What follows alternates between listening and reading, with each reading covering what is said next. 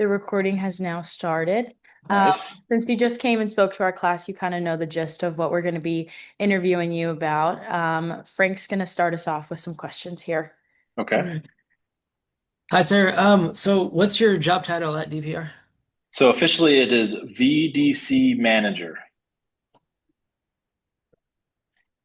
Nice. And what does that Um, stand for us?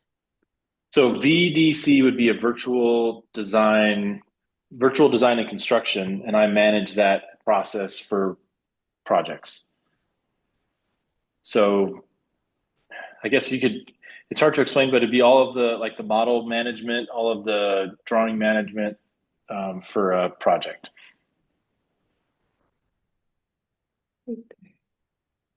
all right.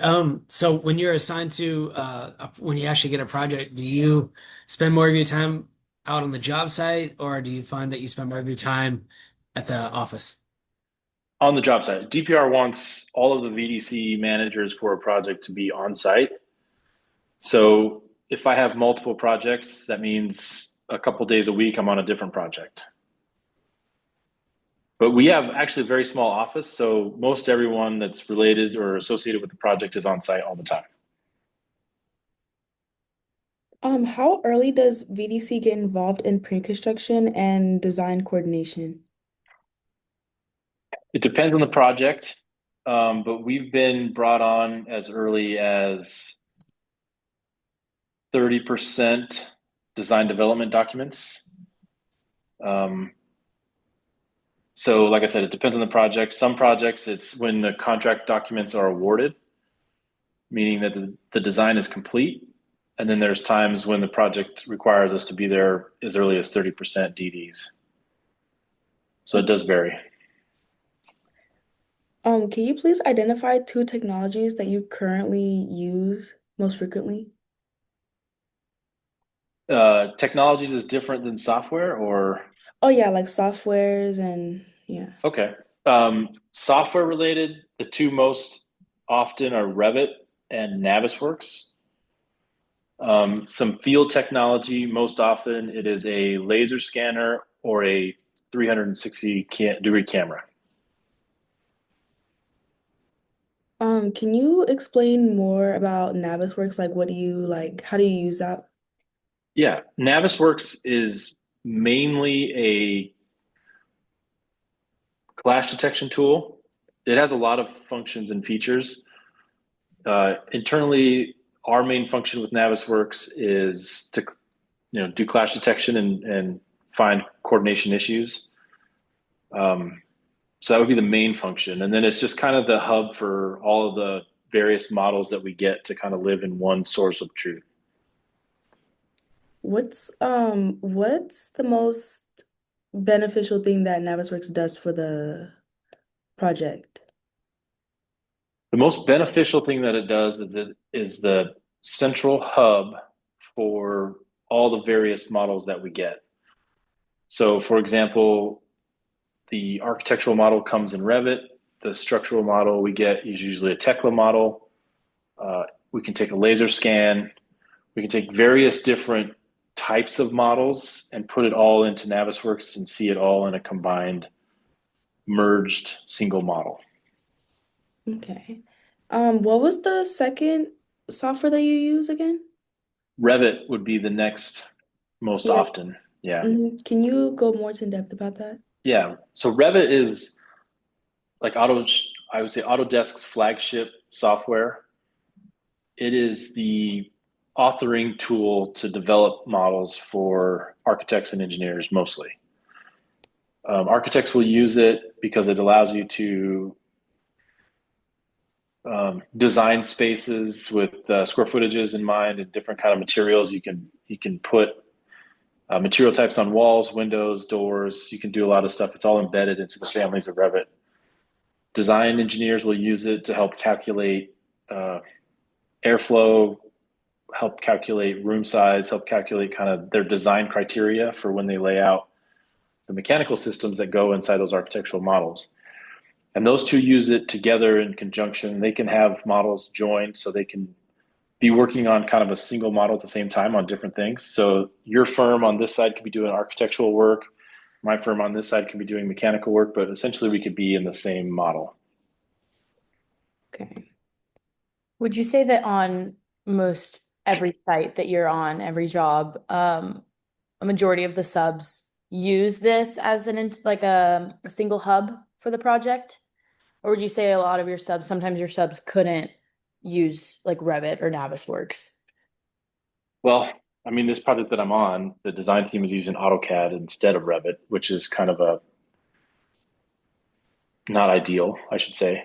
But it's trending more and more now that all subcontractors use the same software. So Navisworks is pretty standard across the board. There is competing software now. It's called Revisto. It's very similar to Navis, but it does have a lot of features that Navis doesn't. So there are firms that use different software. There are teams that, we say we're using Navisworks Autodesk software, and they're like, that's fine, we'll do what you want. But internally, they'll still use their own software. So they just provide us the model that we request, and internally they coordinate it with other software that's not what we're using. But usually we dictate what we want when the project starts. We're mostly Autodesk based. We want all the Autodesk products, so that's kind of our format. How long have you been in this company for? So I'm at DPR 6 years this year. Hmm. I've been doing coordination and general contractor work since 2018, I think. Hmm. And then before that, I was mechanical contractor as early as 2008. And then Oh, before so that, yeah, I so how was, long have you been in construction for? Hmm. well, construction as a whole from 2008 to now. Prior to that, I worked for a design engineer, which is 1996 to 2008. Hmm. So quite a while. Oh, that's good. I also have a few questions about AI. Okay. How is your company using AI right now? We use it a lot in the language learning models. So um, note taking, we have AI agents that we can use to search the web. So if we have software that we're learning, we can generate or create an agent that would kind of gather some of that information where I can go right to the agent and ask a Revit question directly. How do I change this element to do what I want here? And the AI agent can go search the web and find kind of a crafted answer that fits my question a little better instead of me just going to Google and trying to find it. So we do a lot of search engine stuff. The agents are a big one. Meeting notes, almost every one of our meetings, we have Copilot take notes for us, and then it'll organize the notes, give us uh, bullet points, action items, different things like that. So that's like the common admin side of it. We Hmm. are using software on this job that uses AI to compare 360 photos to model elements so that we can tell by the photo if the model element is installed and then installed in the right location. So that's some software that we've just kind of started using as a company on this project here. Have you noticed it being fairly accurate or Yeah. giving Hmm. error? Yeah. So initially we thought no, we thought something's wrong. It didn't work, but come to find out that it didn't recognize the system because we had put it in the wrong location. So in the model, it was shown here. In the photo, it was shown here. The software didn't quite recognize that it's the same system, but it's just located incorrectly. But that worked in our favor because at first we were troubleshooting why didn't the software pick it up? What happened? And then you realize that it's not in the right location. So you can go then to the subcontractor, like, what happened? Why didn't you put it in per model? So it kind of triggered some downstream investigation on our part. And we were able to kind of figure out what happened. And then they changed the model element to match where they ended up in the field. And then the next time the AI agent came through with the photos, it recognized it and it accounted it as installed. Okay. So it worked for us actually. To help catch the error. Yeah. Okay. Yeah. Unknowingly, right? That was kind of a lucky miss, but yeah, that helped us. Hmm. Awesome. Is this the only AI you guys are implementing on the active job site right now? For actual construction, yes, but all of the admin stuff, all of our jobs do the search engines, the agents, the note taking, all that's pretty standard now for everybody. Okay. So that kind of AI is pretty much we all have full Copilot licenses, so we can do internal searches to our own intraweb, which is a DPR database of information, or we can switch it to do an external web search for a lot of things that we might not have in our own internal system. Okay. Gotcha. Is there any AIs that you would like to see being used that you've heard of or anything of that sort? Good question. Any AI that we would like to use? I mean, I don't know if I know um, I'm sorry, I forget the gentleman's name on the call, but he was doing some robotic stuff. I would love to see some more robotic implementation of some kind. Like the drone stuff, I wouldn't consider the drone stuff AI because we pre-program that flight path and a time for it to take off. So I don't know if that's artificial or not. We kind of tell it what to do, and it does fly on its own. We don't actually fly it, so that might be like a gray area there. But I would love to see something more in that realm that could possibly like I think he had mentioned some sort of RC car or something like that that could drive around and kind of keep track of stuff on site. Yeah. Um, That would be kind of cool to show something like that. But we don't see anything that yet on our sites. mhm. Frank, do you want to chime in on that? Oh no, I was just actually gonna say it was one thing that I was looking at with one of my projects. What I want to do in the future is to figure out a means where you can take something like something robotic and then send it through a site, especially on the ground floor, Yeah. an unmanned ground unit, and have do like a LiDAR scan or something where it takes pictures and it can see where stuff is and then compare it to a model like a BIM and then determine is this in the right spot? Is it out of spec? And so Yeah. areas where it can flag.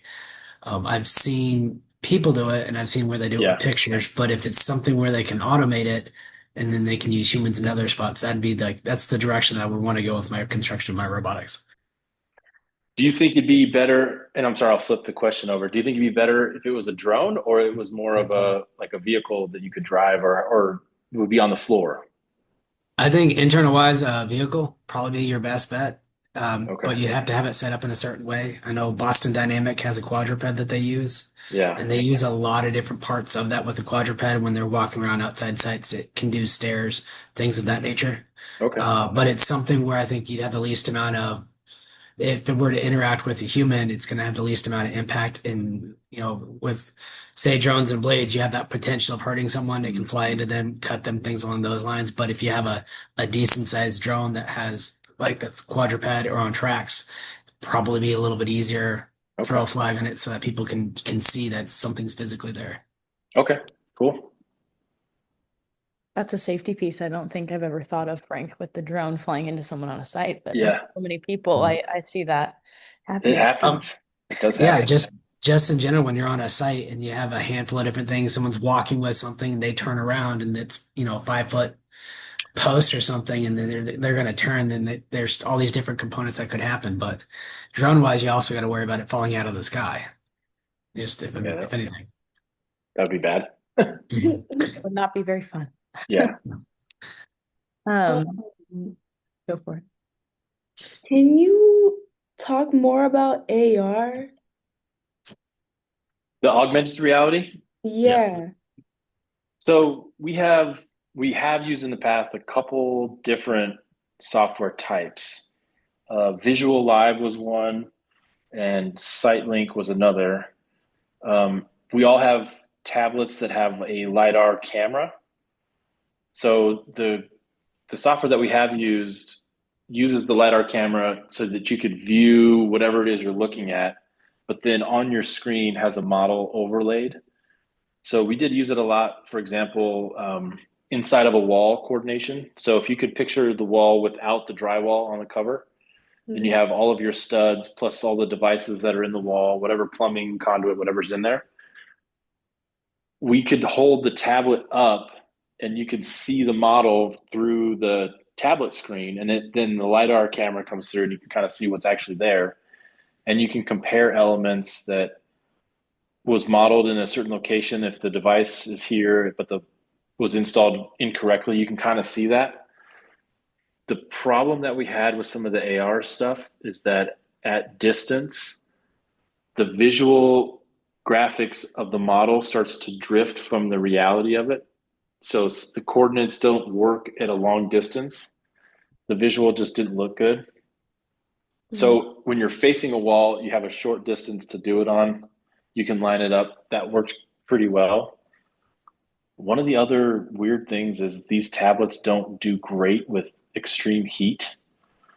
So they get hot when you use the camera a lot and you're using on a video function anyway. So if I was a normal temperature, I'd be getting the tablet would get warm.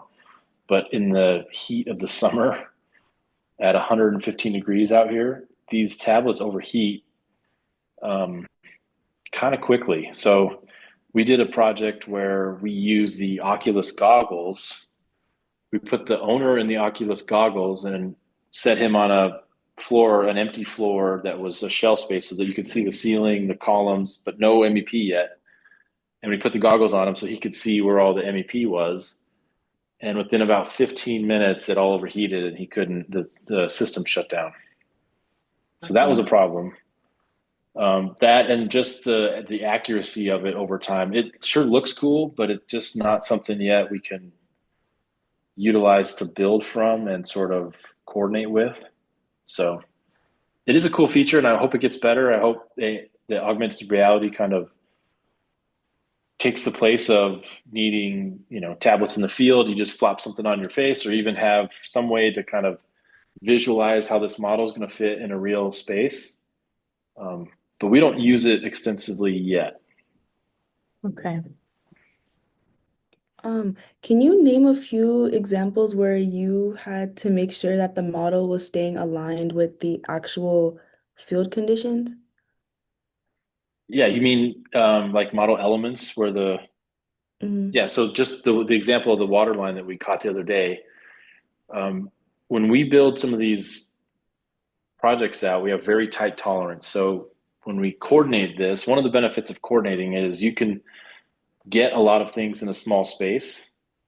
So as long as everything has its location, you've accounted for hangers and brackets and all that stuff.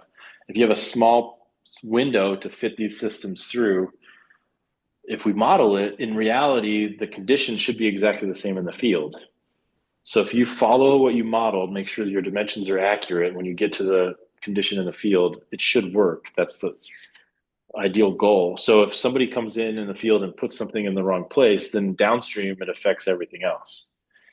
So we will laser scan a lot of that stuff to get tolerance. So if we have a small window to fit things through, we're going through and find out something doesn't fit, stop work, laser scan it, gather some coordinates on the deck so we can make sure that scan is aligned to the model, and then you plop it in.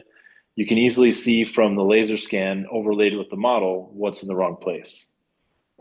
And then if it's, we'll just say conduit, you ask the electrical contractor to make sure the conduit is moved over and it put where they coordinated it to be. Okay.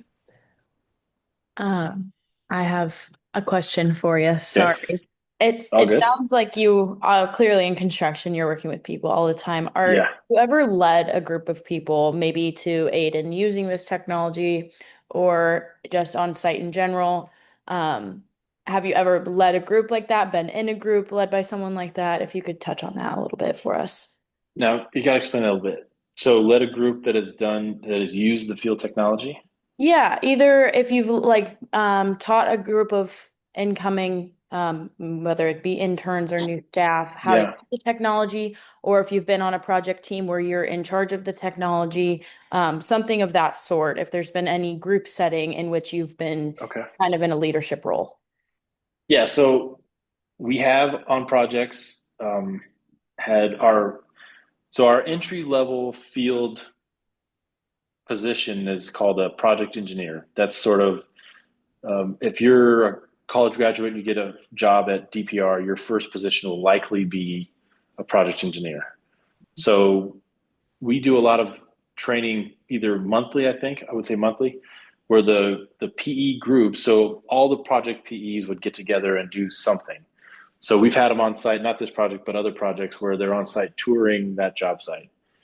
We can run through, and we have run through several times, like a Navisworks basics class. So all the PEs would be in a group. All of their laptops have Navisworks loaded onto them. We give them a model and then we run through basic Navisworks navigation. So when they go back to their job site, they can open the model and navigate the model. And it does take practice. Anything that we share with somebody, you kind of, it's like a 50-50, right? Like we share with you how to do this.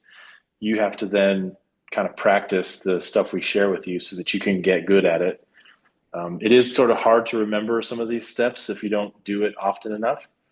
So, but the PEs get together, and then the next phase would be project manager, and so on. We get all these groups together, and we do these different trainings. We either have them out with the scanner, we have them out with the 360 camera. We're in the office with the computer to do some of the model navigation stuff.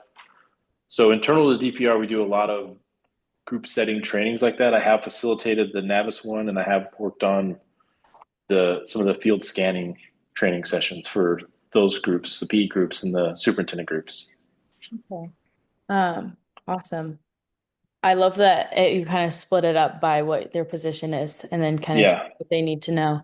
What is something you can share with us from just like a leadership standpoint of something you've learned with teaching these classes of how to be a better leader and kind of jump into that role effectively? Well, I've learned over time that the I'll call them the student, and for lack of a better word, right? Yeah. That there has to be some desire on their part to actually want to hear the information you're giving them. Um, in a setting where it's professional setting and they're actually being paid, this is their job. It is a lot more in their interests to learn these things. So I don't get a lot of pushback, but I have done classes where I've done guest speakers like I did with you guys, where it's obvious the student isn't really interested in the topic as much. So if they're not interested, that sort of limits my ability to kind of teach them something or share something with them, right? Mhm. So you want a 50-50 engagement where I want you to meet me halfway and show some interest and actually want to learn something. I don't want to force something onto a student they're not interested in that, right? So let's say you're a project engineer and you want to get more into some of the architecture stuff or design stuff or something a little different in your career. So I'd hate to make that person then go out and learn laser scanning if they're not interested in doing that, right? Yeah. So you kind of gauge what their direction is and what they want to learn, and then you sort of point them in the direction so they could start doing things that would benefit their long-term career. So I feel that out first. I try to get some information from them on like what do you want to do, right? And if they're not interested in learning the class or the session, then I don't force them or don't push them into that. I try to push them in a different direction. So that's where I would start. But then also you have to make it sort of engaging and exciting and kind of hands-on. I think when you just talk at people for a lot amount of time, they just phase out. No matter how interesting you are or how cool this stuff is to you, for them just to be talked at for hours on end, it just doesn't work, right? So you have to have some kind of hands-on, do this here, I will show you how to do this here. So try to get people in the field to actually physically have these tools and use these things. Like you do the work, I'll show you how to push the buttons and what to do, but you're doing this so that way you remember it. And then it gives you a feel too. Like if I'm a PE and I'm actually using this stuff, I'm like, oh, that was pretty cool. I like doing that. Or, I don't want to wear a hard hat all day or be outside. So I'm going to do something different. Right. But Yeah. so it's definitely, you don't want to just force someone to do it. And then you want them to actually use these tools hands-on.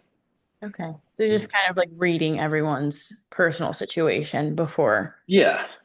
Right. Because like, if that makes sense, right? Like if, let's say you wanted to be a doctor, I'm not going to go out and make you out there to, swing a hammer. That's not what you want to do. So there would be pushback. There would be some either resentment. You wouldn't give me full effort, right? It'd be kind of tension. But if that's what you really wanted and you're out here all eager, then yeah, I'll help you get there for sure. Okay. Awesome. That's great advice. Frank, did you have something you wanted to say? Yeah. Do you feel that with DPR that they try to stay on more the forefront or on that front edge of the new technologies that are coming out that will be beneficial for construction, or do they hang back a little bit, just kind of see how things are going and then make their decision from there? Well, so there's yes. So it's a hard question to answer because we come up with all kinds of cool stuff, and the first question we get is how much does it cost? So there is sort of some excitement around technology. There is sort of lip service, if you will, on yes, we want to be like cutting edge construction company, but then you get into, well, what's it going to cost me to do this?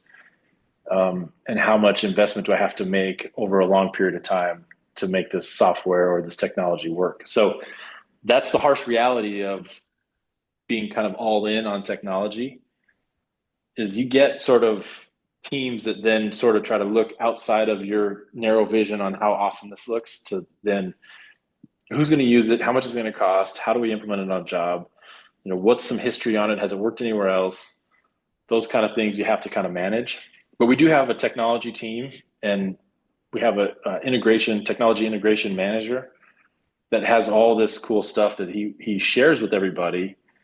And then it's like a management's job to be say, okay, yeah, we'll buy that, or yeah, okay, we'll do a trial of that, or no, we're not doing that one. So, you kind of want you negotiate for the top, and then you kind of work your way down to get what actually works. Okay. So it could be a little bit more of a slow burn on adopting those new technologies. Yeah. So I'll give you an example. So we have an enterprise agreement with Autodesk, meaning we have access to every Autodesk tool that there is. We use the Autodesk Construction Cloud as our hub. We have all the Autodesk products at our fingertips. So as a new PE, you'd have access to all of it. Revisto is a direct competitor to Navisworks. So it takes a license to get it. There's a whole system and ecosystem around Revisto that's separate from ours. So if a project wants to use that software for their job, then the project team has to pay for it. So that means it comes out of your overall project budget. You're buying something that is really, I don't want to say not supported, but not within the ecosystem of everybody's expertise. So now that team has to learn something new that you might not need on the next job. So those kind of things have to be weighed. Sometimes an owner will dictate and say, you have to do this. This is how we do it. So we say, okay, we'll use your software. The Facebook project that we're working on is using Revisto right now. It was a ownership decision to go with Revisto, and everybody loves it. They're all in. So that team is getting used to it. They're getting really good at it. When that job is done, they're going to come off to another project and have to go back into the Autodesk ecosystem, and that could be kind of a challenge, and we'll see how it goes. But we just kind of play it by ear and sort of try to do what's best for the project. And then if the project wants to pay for it, they can kind of go outside of our ecosystem and do what they want to do. Okay, awesome. I have one more kind of follow-up closeout question for you Okay. here. What would be one bit of advice you could give us that you think we could take out of school that would be actually effective? Because I know a lot of the times we learn a lot of textbook information and Yeah. field operates very differently. So if Yeah. there's something where you think, oh, coming out, maybe plan reading, something of that nature, what would be that answer for you? My first advice, not knowing really what you would be striving for in your career, is don't be afraid to study and practice the software. So, growing up playing video games was fun. We used to do it all the time, and it became second nature. But sitting down to learn software, it becomes kind of a chore, and it's not as exciting. But all of this technology that everybody's talking about, all this AI, everything is coming through is based on software that somebody has to use. So you have, 8 to 10, 12 hours a day of work you have to do. You don't get a ton of time in there to practice some of the software. So once the software becomes second nature and you know how to use it, you know how to benefit you, then the job starts to come to you, the project starts to come to you, and your experience starts to shine. If you're spending most of your time stressing out because you can't use this software or this doesn't make sense, I don't know how to do this, it sort of slows down your career progress because you're not really able to use the technology that's going to benefit you. So one piece of advice I always give everybody is you do have to spend a little extra time outside of your day-to-day job tasks that you're getting paid to do, to practice and study. Like homework, I used to think it just went away after I got done with school, but this is kind of like homework that you have to do and do a little practice on your own for stuff. So it's not glamorous, it's not exciting, it does sound like it's kind of a burden, but if you can get good at software, depending on no matter what it is, if you can get good at it and it becomes second nature to where you're using that software to benefit your day-to-day job, it'll just make everything so much smoother down the line. Okay.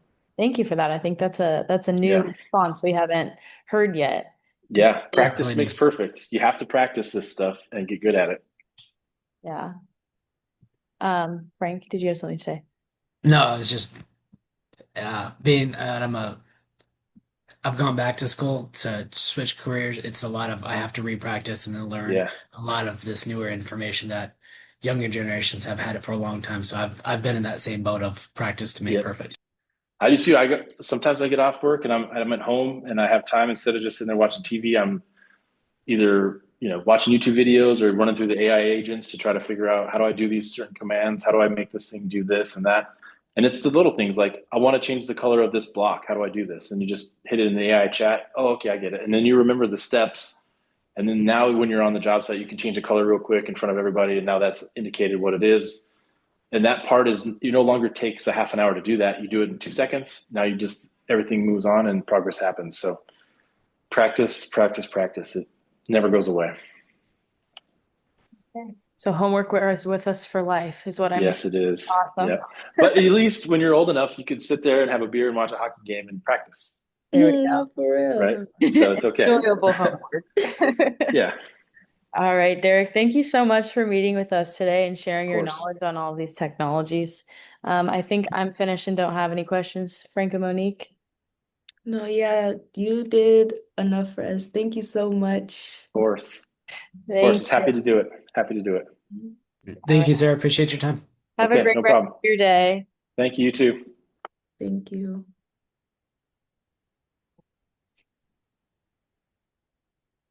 Recording. Yes, yes, yes.